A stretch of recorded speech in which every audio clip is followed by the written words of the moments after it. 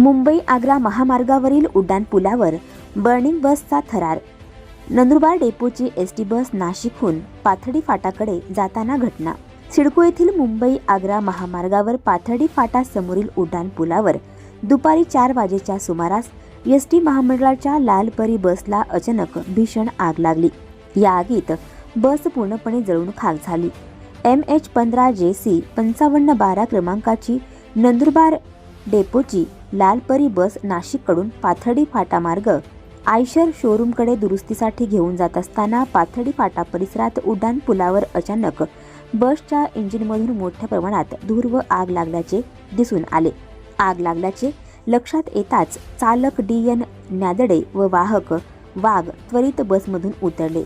बसने वेगाने पेट घेतला। या आगीमुळे उड्डाणपुलावर काही काळ मोठी वाहतूक कोंडी निर्माण झाली होती। घटनेची माहिती मिळताच पोलिसांनी तात्काळ घटनास्थळी धाव घेत वाहतूक सुरळीत करण्यासाठी उपाययोजना केल्या। दरम्यान अग्निशमन विभागाचे Harshal Patel, PG लहांगे, II Kazi, Sunil Dhage, KK Pawar आदी जवानांनी 2 बंबाच्या साहाय्याने अथक प्रयत्न करून आगीवर नियंत्रण मिळवले। मात्र तोपर्यंत बस पूर्णतः जळून खाक झाली होती। अग्निशमन दलाच्या त्वरित कारवाईमुळे पुढील अनर्थ टळला। घटनेनंतर परिसरात काही काळ भीतीचे वातावरण पसरले होते। सदर बस नंदुरबार आगाराची होती।